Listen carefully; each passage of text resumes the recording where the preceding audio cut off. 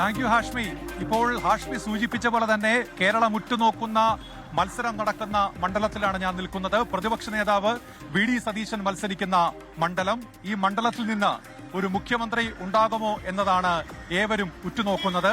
ഏതായാലും വലിയ പോരാട്ടം നടക്കുന്ന ഒരു മണ്ഡലമായി ഇതിനോടകം ഇത് മാറിയിട്ടുണ്ട് എന്ന് രാഷ്ട്രീയ നിരീക്ഷകർ പറയുന്നുണ്ട്. വി.ഡി. സതീശൻ തുടർച്ചയായി 5 തവണ ഇവിടെ നിന്ന് വിജയിച്ചു കയറി. ഇത്തവണ എങ്ങനെയാണ് ഈ മണ്ഡലം ചിന്തിക്കുന്നത് എന്ന് നോക്കാം. പറവൂരിൽ അവസാന ലാപ്പിലേക്ക് എത്തുമ്പോൾ ആർക്കാണ് മുൻതൂക്കം എന്ന് നോക്കാം. പറവൂർ ആർക്കൊപ്പം?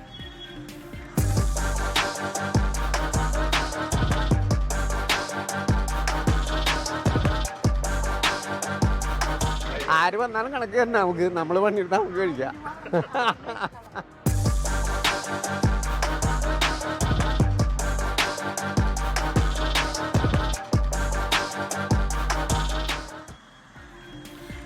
അപ്പോൾ എങ്ങനെയാണ് പറവൂർ ഈ അവസാന ലാപ്പിൽ ചിന്തിക്കുന്നത് എന്ന് നോക്കാം. ഇവിടെ പൊടിവാറും പോരാട്ടമാണ് എന്ന് ഇവിടെ ആളുകളോട് സംസാരിക്കുമ്പോൾ പറയുന്നുണ്ട്.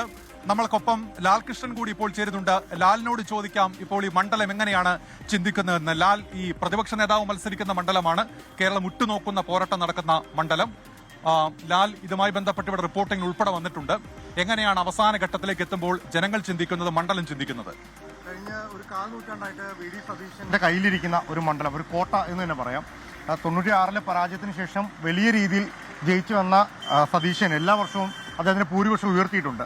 പക്ഷേ ഇത്തവണ വലിയ ശക്തമായൊരു മത്സരം ഇവിടെ നടക്കുന്നുണ്ട് എന്നുള്ള പ്രകടമാണ്. കാരണം ടൈസൺ മാസ്റ്റർ കൊണ്ടുവന്ന സമയത്ത് ആദ്യഘട്ടത്തിൽ കഴിഞ്ഞ കുറേ കാലമായിട്ട് UDF കയ്യിരിക്കുന്ന മണ്ഡലമാണെങ്കിൽ പോലും ടൈസൺ മാസ്റ്റർ കൃത്യമായ ഒരു മത്സരം ഇവിടെ കൊണ്ടുവരാൻ, അല്ലെങ്കിൽ LDF ഒരു വലിയൊരു മത്സരത്തിന് ഫോം ഉണ്ടാക്കാൻ സാധിച്ചിട്ടുണ്ട്.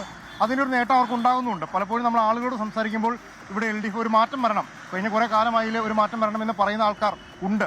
സാധാരണ ഇതിൽ അങ്ങനെ ഉണ്ടായിരുന്നില്ല.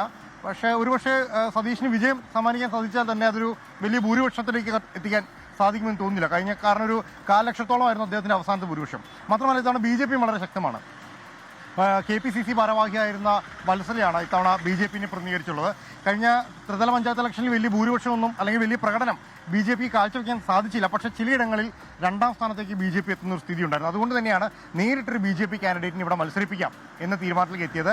മണ്ഡലത്തിലെ പൊതു സ്വഭാവങ്ങളിൽ നിന്നെല്ലാം മാറി BJPയും വന്നതോടുകൂടി ഒരു ത്രികോണ മത്സരത്തിന്റെ ഛായ എന്താണെങ്കിലും പറവൂരിന് വന്നിട്ടുണ്ട്. അത് ഒരു ടൈ മത്സരം എന്ന് പറയാൻ കഴിയില്ലെങ്കിൽ പോലും ആകാംക്ഷ നിറഞ്ഞ ഒരു ചൂടേറിയ മത്സരം തന്നെയാണ് പറവൂർ ഇത്തവണ. ഈ പ്രധാനപ്പെട്ട വിഷയങ്ങളുണ്ടല്ലോ പറവൂർ മണ്ഡലത്തിൽ മാത്രമായി. അപ്പോൾ ജനങ്ങളോടൊക്കെ സംസാരിക്കുമ്പോൾ അവർ അതിനെക്കുറിച്ച് പറയുന്നുണ്ട്.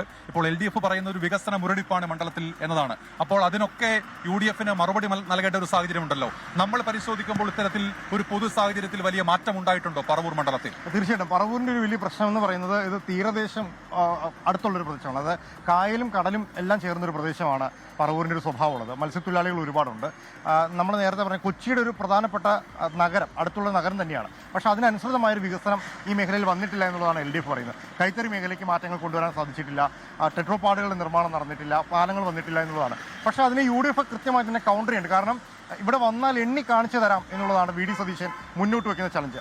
അതോടൊപ്പം തന്നെ ഭവന പദ്ധതികൾ, റോഡിന്റെ വികസനങ്ങൾ, നാടിന്റെ വികസനം, ആ പദ്ധതികളെല്ലാം ഇവിടെ വന്നാൽ അവർ എണ്ണിക്കാണിച്ചു തരാം, കൊണ്ട് നടന്ന് കാണിച്ചു തരാമെന്ന വെല്ലുവിളി പോലും വി.ഡി. സതീശൻ ഉയർത്തിയിരുന്നു.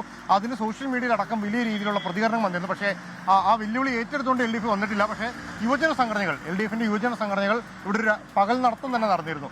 എന്തെല്ലാമാണ് വാഗ്ദാനങ്ങൾ മാത്രം ഒതുങ്ങി നിന്നത്. പക്ഷേ അതും വലിയ രീതിയിൽ UDFനെ ബാധിക്കുന്ന രീതിയിലേക്ക് കൊണ്ടുവരാൻ സാധിച്ചില്ല. മാത്രമല്ല കഴിഞ്ഞ 5 വർഷമായിട്ട് പ്രതിപക്ഷ നേതാവായതുകൊണ്ട് തന്നെ മണ്ഡലത്തിൽ കൂടുതൽ കോൺസെൻട്രേറ്റ് ചെയ്യാൻ സതീഷിന് സാധിച്ചിട്ടില്ല എന്നുള്ളൊരു കാര്യം കൂടിയുണ്ട്. പക്ഷേ ഇത്തവണ ആളുകളെ സംബന്ധിച്ചിടത്തോളം 2 രീതിയിൽ ചിന്തിക്കുന്നവരാണ്.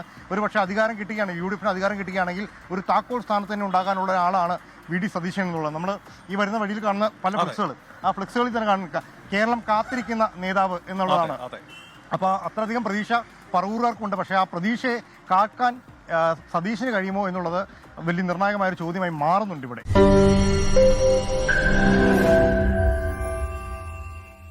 ലോകത്തെവിടെയായാലും ഏത് സമയത്തും 24 വാർത്തകളും ഓഗ്മെന്റഡ് റിയാലിറ്റി പാക്കേജുകളും എക്സ്പ്ലെയിനറുകളും വിശദമായി കാണാൻ ഞങ്ങളുടെ YouTube ചാനൽ നിങ്ങൾക്ക് സബ്സ്ക്രൈബ് ചെയ്യാം.